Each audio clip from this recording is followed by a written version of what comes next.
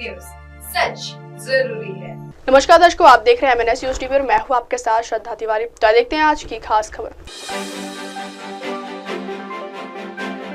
बंद नहीं होगी कल्याणकारी योजना, चुनाव परिणाम विरोधियों के मुंह पर तमाचा।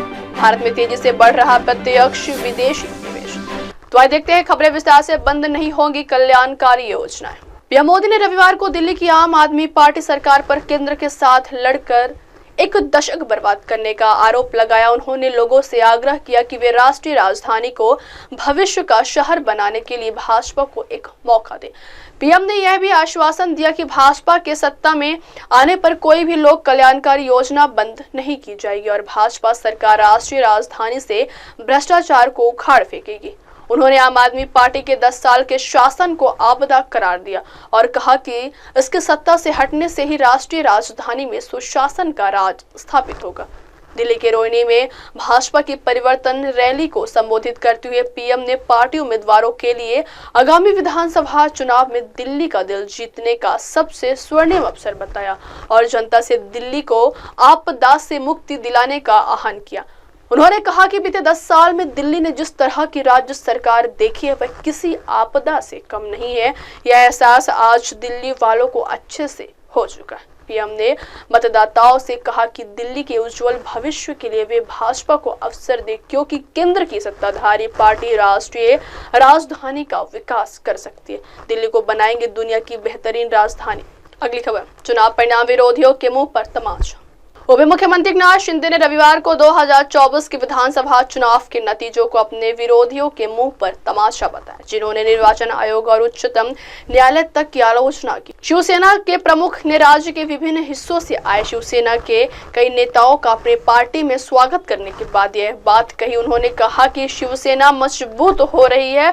हाल में हुए विधानसभा चुनावों में भाजपा शिंदे गुट अजित गुट के महायुति गठबंधन ने राज्य की 288 में से 230 सीटें जीती, जिसमें शिंदे की पार्टी को 57 सीटें मिली। उद्धव गुट को केवल 20 सीट मिली। शिंदे ने परिणामों को उन लोगों के मुंह पर तमाचा बताया जिनका मानना था कि जनता उनका साथ देगी। उन्होंने अप्रत्यक्ष रूप से उद्धव गुट के नेताओं का जिक्र करते हुए कहा कि जिन लोगों ने निर्वाचन आयोग और उच्चतम न्यायालय तक की आलोचना की थी, उन्हें जनता ने पूरी तरह से खारिज कर दी।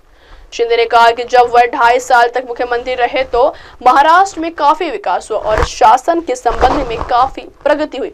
शिंदे ने बताया कि उन्होंने विधानसभा में कहा था कि अगर उनका गठबंधन 200 से ज्यादा सीट नहीं जीतता तो वह अपने गांव वापस जाकर खेती करेंगे। उन्होंने कहा हमने 230 से ज्यादा सीटें जीती। उन्होंने कहा कि उद्धव गुट के नेताओं का शिंदे गुट में आना पार्टी की बढ़ती ताकत और निरंतर सफलता को दर्शाता है। अगली खबर, भारत में तेजी से बढ़ रहा प्रत्यक्ष विदेशी निवेश।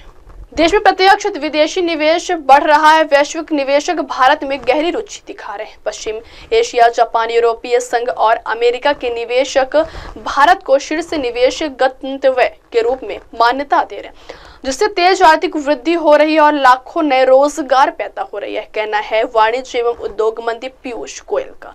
उन्होंने कहा कि वैश्विक निवेशकों का भारत में गहरी रुचि दिखाने का कारण यहाँ मजबूत घरेलू बाजार, कुशल और प्रतिभाशाली कार्यबल और कानून का शासन जैसे कई फायदे होना है। उन्होंने कहा कि भारत का स्तर और पूर्वानुमानित विनियामक ढांचा, अनुकूल कारोबारी माहौल और व्यापार करने में आसानी को बढ़ावा देने वाली प्रगतिशील नीतियां दुनिया भर से निवेशकों को आकर्षित कर रही है। गोयल ने कहा, मैं स्पष्ट रूप से देख सकता हूं कि भारत में FDI एक बार फिर तेजी से बढ़ रहा है और इसमें लाखों रोजगार पैदा हो रहे हैं। पश्चिम एशिया के देश, FTA क्षेत्र, जापान, यूरोपीय संघ और अमेरिका के निवेशक सभी महसूस कर रहे हैं कि भारत FDI के लिए सबसे पसंदीदा गंतव्य बना हुआ। उन्होंने कहा कि भारतीय शेयर बाजार का अच्छा प्रदर्शन अधिक से अधिक FII को भी आकर्षित। अब वक्त हो चला दर्शकों ब्रेक से लौटने के बाद देखिएगा देश और दुनिया की तमाम बड़ी खबरें। बने रहिए MNS न्यूज टीवी पर। नमस्कार।